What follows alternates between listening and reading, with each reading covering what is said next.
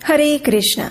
एकादशी तिथि यानी परम भगवान श्री कृष्ण को अत्यंत प्रिय दिवस। इस दिन किया गया जप, तप, दान और उपवास मनुष्य को सहस्त्र गुना अधिक फल प्रदान करता है। मास में सिर्फ 2 दिन ऐसे अवसर आते हैं जिस दिन आप एकादशी व्रत का पालन करके परम भगवान श्री कृष्ण की भक्ति में तीव्रता से प्रगति कर सकते हैं। और ऐसी ही एक एकादशी है मार्गशीर्ष मास के कृष्ण पक्ष में आने वाली उत्पन्ना एकादशी। ये वही एकादशी तिथि है जिस दिन स्वयं एकादशी देवी समस्त जगत का कल्याण करने के लिए प्रकट हुई थी, और वो भी स्वयं भगवान श्री हरि के दिव्य शरीर विग्रह से। तो चलिए इसी परम पवित्र उत्पन्ना एकादशी के उपलक्ष्य में हम एक पौराणिक कथा का श्रवण करते हैं। इस कथा का वर्णन उस समय में आता है जब भगवान श्री कृष्ण अपने पिता नंद महाराज को दिव्य ज्ञान और उपदेश प्रदान कर रहे थे। उस समय नंद महाराज ने श्री कृष्ण से पूछा, हे प्रभु, कृपया आप मुझे केदार कन्या का चरित्र बताइए।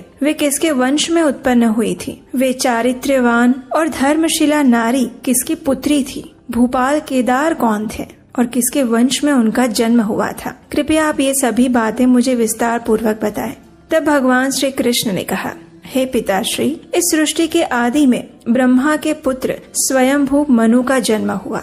उनकी पत्नी का नाम शतरूपा था, जो सभी स्त्रियों में धन्या और अत्यंत आदरणीय थी। इन दोनों पति पत्नी के पुत्र हुए उत्तानपाद और प्रियव्रत। उत्तानपाद का एक महान यशस्वी पुत्र हुआ जिसका नाम था ध्रुव। ध्रुव महाराज के पुत्र नंद सावर्णी हुए और नंद सावर्णी के पुत्र हुए केदार। राजा केदार अत्यंत विष्णु भक्त और 7 द्वीपों के अधिपति थे।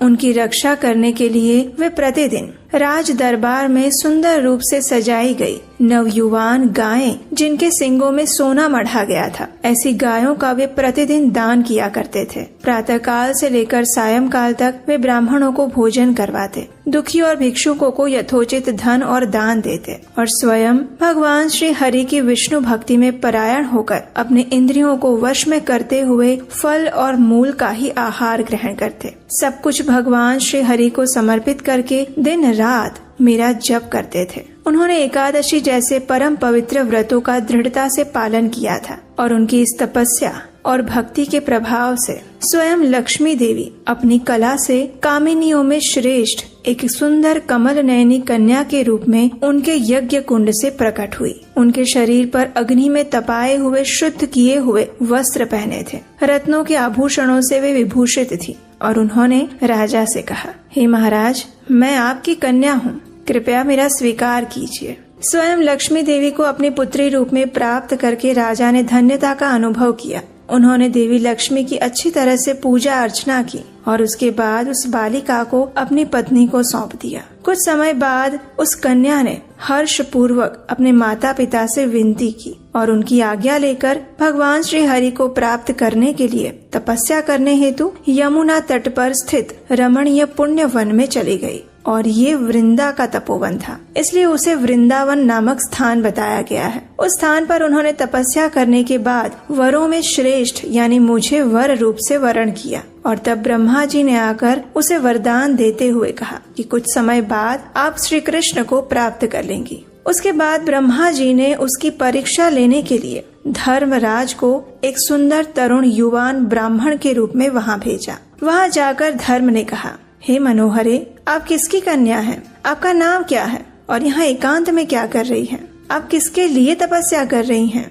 आपके मन में जो भी अभिलाषा है वो आप वरदान मुझसे मांग सकती हैं। ये सुनकर वृंदा ने कहा, हे ब्राह्मण देव, मैं केदार राज की कन्या हूँ। मेरा नाम वृंदा है। मैं इस वृंदावन में निवास करती हूँ और एकांत में तपस्या कर रही हूँ। भगवान श्री हरि को अपना पति बनाने की इच्छा रखती हूँ, तो इसलिए अगर आपके अंदर ऐसा वरदान देने की शक्ति है तो आप मुझे कृपया मेरा अभिष्ट वरदान प्रदान कीजिए, और अगर आप इसमें असमर्थ हैं तो कृपया अपने रास्ते पर जाइए। मुझे इन बातों के बारे में पूछकर आपका क्या लाभ मिलेगा? तब ब्राह्मण युवक के रूप में आए हुए धर्मराज ने कहा, हे वृंदे, जो इच्छा रहित, ऐश्वर्यशाली, निर्गुण, निराकार, भक्त अनुग्रह मूर्ति हैं, ऐसे परमात्मा को पति बनाने के लिए स्वयं लक्ष्मी देवी और सरस्वती के अलावा और कौन सी स्त्री समर्थ हो सकती है? वैकुंठ में वास करने वाले श्री हरि भगवान की यही 2 भार्याएं हैं और फिर गोलोक में जो द्विभुजधारी हैं, वंशी बजाते हैं, किशोर गोप वेशधारी हैं और परिपूर्णतम श्री कृष्ण है, उनकी पत्नी तो स्वयं परात परा महालक्ष्मी राधा रानी है, जिनका सुंदर शरीर करोड़ों कामदेवों के सौंदर्य की निंदा करता है। वहाँ पर श्री कृष्ण द्विभुज और चतुर्भुज रूप से 2 रूपों में विभक्त हैं। चतुर्भुज रूप में वे वैकुंठ में और द्विभुज रूप से गोलोक में भी निवास करते हैं। हे वृंदे, क्या तुम नहीं जानती कि 25,000 युग बीतने के बाद इंद्र का पतन होता है और ऐसे 14 इंद्रों का शासन काल लोकों के विधाता ब्रह्मा जी का सिर्फ 1 दिन होता है और उतनी ही लंबी उनकी रात्रि होती है। ऐसे 30 दिन का 1 मास और 12 मास का 1 वर्ष होता है और ऐसे 100 वर्षों तक ब्रह्मा की आयु समझनी चाहिए। और इस ब्रह्मा जी की आयु की समाप्ति जिनके लिए एक निमेष मात्र है और सनक आदि महर्षि जिनकी जीवन पर्यंत सेवा करते रहते हैं, ऐसे भला भगवान श्री हरि को तुम कैसे पति रूप में प्राप्त कर पाओगी? जो स्वयं भगवान शिव के लिए भी साध्य नहीं है, तो फिर दूसरे की क्या बात। हे कल्याणी, तुम उन्हीं परमेश्वर को अपना पति बनाना चाहती हो, लेकिन वे तो गोलोक में केवल राधिका द्वारा ही साध्य हो सकते हैं और कोई उन्हें नहीं साध सकता। इसलिए यदि तुम चाहो तो तुम मेरा पति रूप में स्वीकार कर सकती हो। मेरे पास तुम्हें देने के लिए हर प्रकार के उपभोग, ऐश्वर्य और सुख है। इतना कहकर धर्मदेव उसकी ओर आगे बढ़े। वो सिर्फ और सिर्फ वृंदा के सतीत्व की परीक्षा करना चाहते थे, लेकिन जब वृंदा ने उनकी ये चेष्टा देखी तो वो अत्यंत क्रोधित हो गई और फिर उसने हितकारक, सत्य, योग युक्त और यशस्कर इस प्रकार वचन कहे। वृंदा ने कहा, हे महाभाग, जरा ठहरिए, थोड़ा धैर्य धारण कीजिए। आप तो जातियों में श्रेष्ठ ब्राह्मण हैं और ब्राह्मणों का स्वभाव तो तपोमूलक, सत्यपरक और वेद व्रती होता है। वे धैर्यशाली भी होते हैं। पराई स्त्रियों के प्रति आकर्षित होना ये तो अधर्मियों का स्वभाव है। इसलिए हे ब्राह्मण, अधर्म से ही दुष्ट को अमंगल का दर्शन होता है। उसके बाद शत्रु पर विजय लाभ करता है और फिर वो समूल नष्ट हो जाता है। जो मनुष्य बलपूर्वक पतिव्रता स्त्रियों के साथ व्यभिचार करता है, वो मातृगामी कहलाता है और उसे तुरंत ही 100 ब्रह्म हत्या का पाप लग जाता है। और ये निश्चित है, जब तक सूर्य चंद्रमा की स्थिति है तब तक वो कुंभी पाक में यातना भुगतता है। यमदूत उसके मस्तक पर लोहे के डंडे से प्रहार करते रहते हैं। उसे खौलते हुए तेल में जलाया जाता है, लेकिन फिर भी उसकी सूक्ष्म देह से प्राण अलग नहीं हो पाते हैं। इसलिए धर्मात्मा पुरुष किसी पराई स्त्री के सुख की इच्छा नहीं करते। आपका कल्याण हो, जाइए यहाँ से, मुझे क्षमा कीजिए और मुझे अपनी तपस्या में आगे बढ़ने दीजिए। वृंदा की ये बात सुनकर भी धर्मदेव ने उनकी परीक्षा लेना जारी रखा। उन्होंने और भी प्रलोभन युक्त वचन कहकर वृंदा को अपनी ओर आकृष्ट करने का प्रयास किया और तब वृंदा को अत्यंत क्रोध आ गया। उसने कहा, हे विप्रवर, स्त्रियों का सुंदर मुख, दोनों नितंब और स्तन काम वासना के आधार, नाश के कारण और अधर्म के स्थान होते हैं। जो लार और मूत्र से संयुक्त है, जिसमें से दुर्गंध निकलती है, जो पाप और यम दंड का कारण है, और स्त्रियों का वही योनि द्वार नरक कुंड के समान है। और इस प्रकार जो आप एकांत में मुझे आकृष्ट करने का प्रयास कर रहे हैं, तो मेरे आसपास उपस्थित सभी देवता, लोकपाल, कर्मों के शासक, साक्षी, जाज्वल्यमान धर्म और स्वयं श्री हरि द्वारा नियुक्त यमराज, स्वयं धर्मात्मा श्री कृष्ण, महेश्वर, दुर्गा, बुद्धि, मन, ब्रह्मा, इंद्रिया और देवगण, ये सभी आपके इस कृत्य को देख रहे हैं। संपूर्ण प्राणियों में उनके कर्मों के साक्षी रूप से वे विद्यमान रहते हैं, इसलिए कोई भी स्थान गुप्त नहीं होता। तपस्या करते हुए मुझे 108 युग बीत गए हैं। अब ना तो मेरे पिता का गोत्र रह गया है और ना ही मेरे माता पिता हैं। परम भगवान श्री कृष्ण मेरी रक्षा करते हैं और उन्हीं के द्वारा स्थापित धर्म नित्य मेरी रक्षा में तत्पर है। सूर्य, चंद्रमा, पवन, अग्नि, ब्रह्मा, शंभु, भगवती दुर्गा, ये सभी सदैव मेरी देखभाल करते हैं। और अब जब तुमने अपनी सीमा को लांघ दिया है, तब मैं तुम्हें श्राप देती हूँ। हे दुराचारी, तुम्हारा नाश हो जाए, इसी क्षण तुम नष्ट हो जाओ। इस प्रकार धर्मदेव को श्राप देते हुए वृंदा आगे बोलने ही जा रही थी कि उसी समय स्वयं सूर्यदेव उपस्थित हो गए और उन्होंने उसे बीच में ही रोक लिया। और उसी क्षण ब्रह्मा जी, भगवान शिव, सूर्य नारायण और इंद्र आदि देवता भी वहाँ पर आ पहुँचे। उन सभी देवताओं ने श्री वृंदा की माफी मांगी, उनसे क्षमा याचना की और उनसे कहा, कि हे पुत्री, धर्म तुम्हारी परीक्षा के लिए आया था। उसके अंदर कोई पाप बुद्धि नहीं थी, लेकिन तुमने धर्म के नाश का श्राप दे दिया है। इसके कारण सनातन धर्म स्वरूप इस जीवन का नाश हो जाएगा।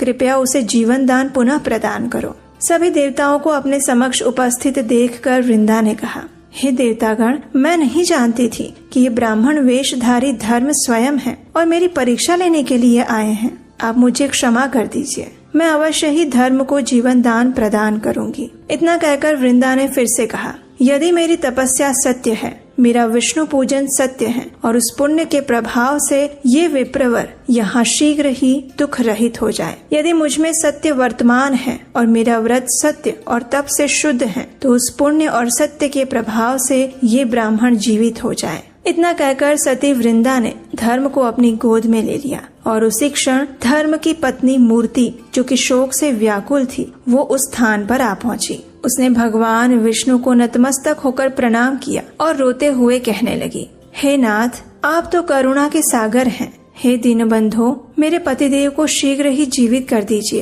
क्योंकि जो नारी पति से विहीन हो जाती है वो इस संसार में पापिनी समझी जाती है। उसकी दशा नेत्रहीन मुख और प्राण रहित शरीर के समान हो जाती है। माता पिता, भाई बंधु और पुत्र तो सीमित सुख देने वाले होते हैं, लेकिन सर्वस्व प्रदान करने वाला तो सामर्थ्यशाली पति ही होता है। कृपया आप मेरे पति को जीवित कर दीजिए। मूर्ति देवी की बातें सुनकर भगवान श्री हरि ने वृंदा से कहा, हे सुंदरी वृंदा, आपने तपस्या द्वारा ब्रह्मा जी की आयु के समान आयु प्राप्त कर ली है और उसी आयु को अब आप धर्म को दे दीजिए और आप स्वयं गोलोक वृंदावन में चली जाइए। वहाँ आप अपनी तपस्या के प्रभाव से इसी शरीर द्वारा मुझे प्राप्त कर पाएंगी। गोलोक में आने के बाद वराह कल्प में आप राधा की छाया भूता वृषभानु की कन्या बनेंगी और उस समय मेरी कला के अंश से उत्पन्न हुए रायण गोप तुम्हारा पाणी ग्रहण करेंगे। उसके बाद रास क्रीड़ा के अवसर पर आप गोपियों और राधा जी के साथ मुझे प्राप्त करेंगी। जब श्रीमती राधा